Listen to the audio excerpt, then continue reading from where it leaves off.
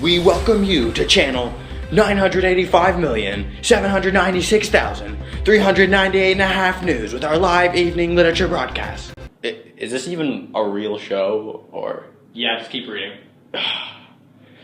We now present to you our very own critical literature analysis team, our two righteous and somewhat famous reviewers, the dashing duo, our fantastic anchormen, Calvin Heinzelman and Connor Keurig.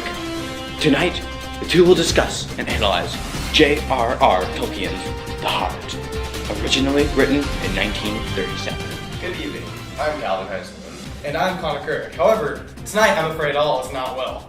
Someone managed to spill coffee on the teleprompter. Yeah, sorry for that. I don't mind using paper scripts. Oh!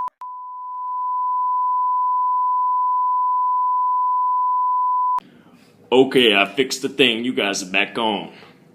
After some technical difficulties, we are back. Again. Yes, we are. And tonight, we'll be discussing one of our favorite books, The Hobbit. You are quite right, Calvin.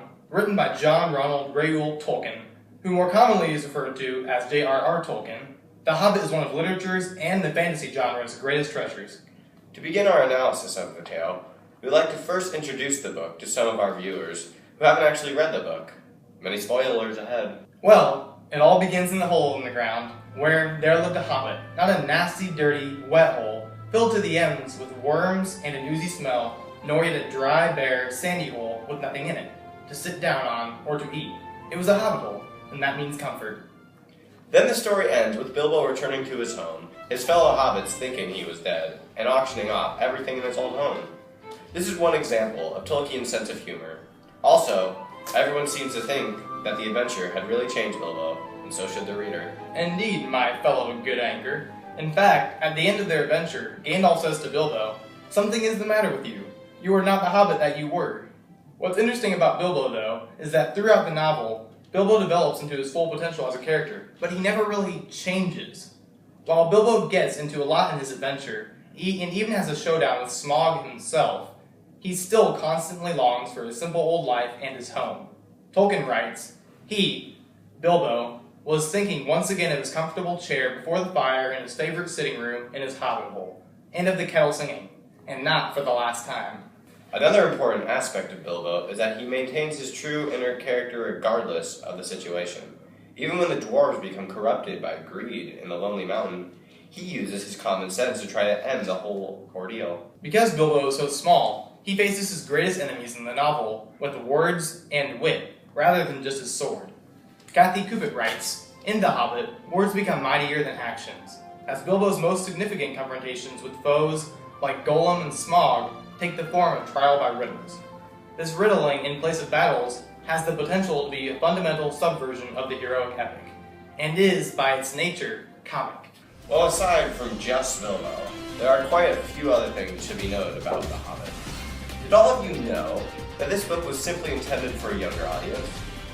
What's so interesting about this is that today, people of all ages dive into the world of Tolkien. As Roos writes, the successful novelist combines plot, setting, character, dialogue, and theme in such a way that they complement one another to create a unity that commands the interest of the reader by engaging him in an experience of universal values. J.R.R. Tolkien is a successful novelist. As you know, it's time that we dive deeper into The Hobbit to examine the symbolic meaning behind the story. I'm going to go ahead and stop you right there, Connor. I actually heard that Tolkien disliked symbolism and allegory, and that he didn't use it in his works. Well, we don't know if that's 100% true. Where'd you hear that? Well, I just so happened to videotape Tolkien when he said it last week. Carl, roll the tape.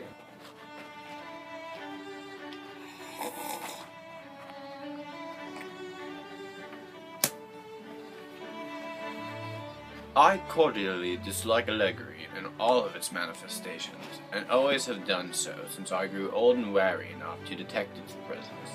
I much prefer history, true or feigned, with its varied applicability to the thought and experience of readers.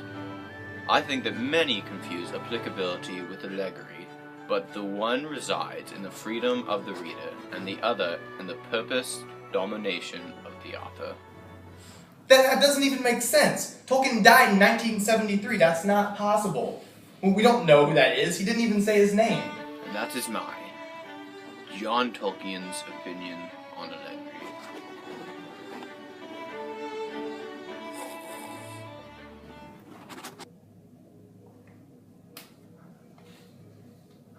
Now, it's fair to say that this story is the story of Bilbo Baggins and nothing more. It's just a story. Using Tolkien's statement, it can be said that Bilbo, Thorin, Gandalf, Gollum, Smaug, and Bard are not representations of some bigger idea. They are all simply unique characters in a unique world. They represent just themselves in this classic adventure. Well, now we have decided to go a bit more in depth on one of our articles analyzing The Hobbit with our new segment called Awfully Awesome Article Analysis. Let's go to our dashingly handsome and dangerously blonde and somewhat unprofessional home reporter, Rick Heinzelkirch.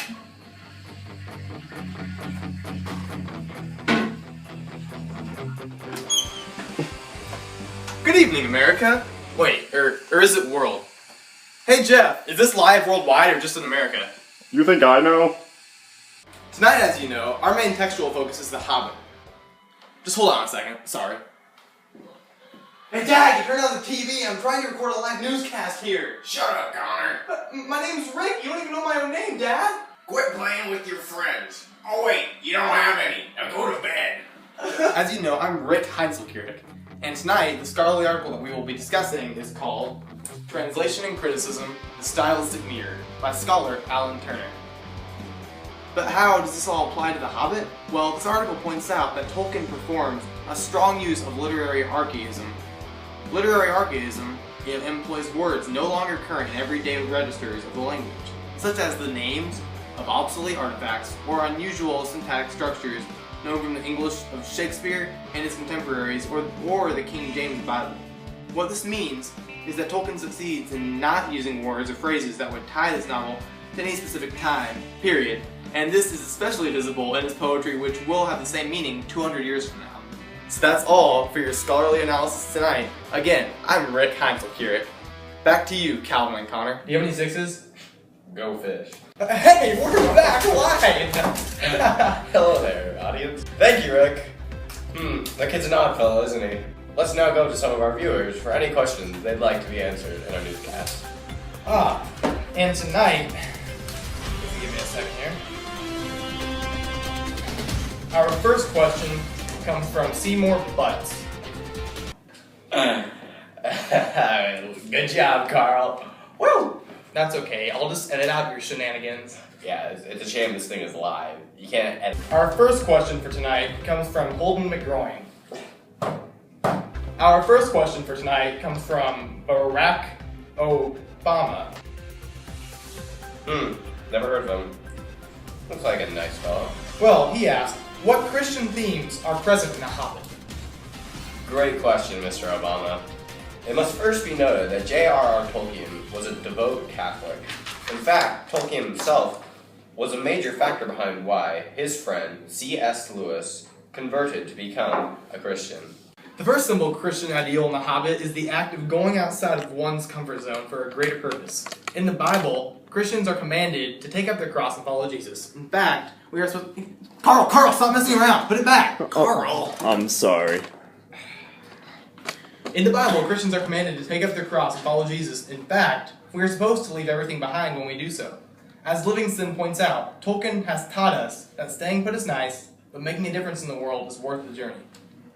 And Bilbo does just this when he leaves his comfort zone to fulfill a purpose he has not yet. Okay, it's back.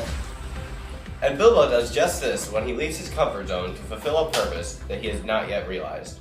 As Bilbo runs out the door to catch up with Thorin and his 12 dwarves at the beginning of the novel, Tolkien writes, "To the end of his days, Bilbo could never remember how he found himself outside, without a hat, a walking stick or any money, or anything that he usually took when he went out, leaving his second breakfast half finished and quite unwashed up, pushing his keys into Gandalf's hands, and running as fast as his furry feet could carry him, down past the lane, past the great mill, across the water, and there on for a mile or more."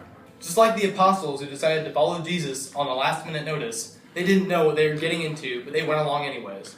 Another Christian's theme in the novel is the battle against evil. All of the evil characters in this novel are simply evil, and that's it. Nothing more. And all the good characters are simply good, with flaws here and there. In the Battle of 5 Armies, readers witness all kinds of humans, dwarves, and elves coming together to fight the true. I'm gonna kill you. Why are you grunting so much? Okay, take 3.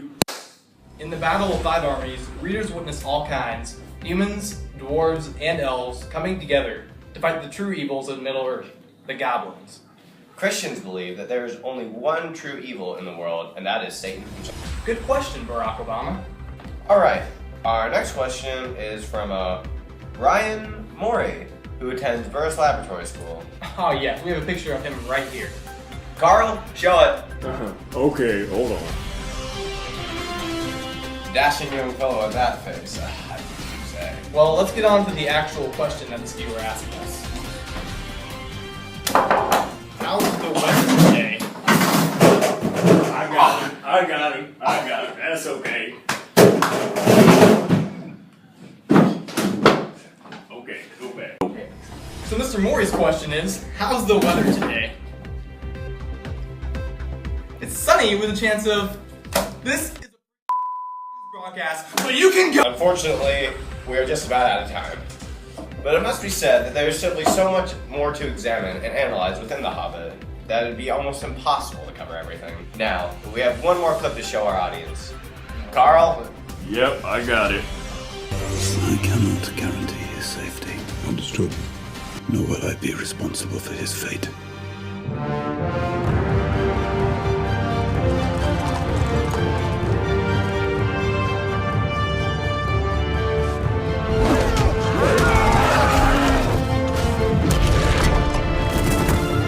You'll have a tale or two to tell when you come back. Can you promise that I will come back? No. And if you do, you will not be the same. So thank you for tuning in tonight, ladies and gentlemen. I'm Calvin Hansen.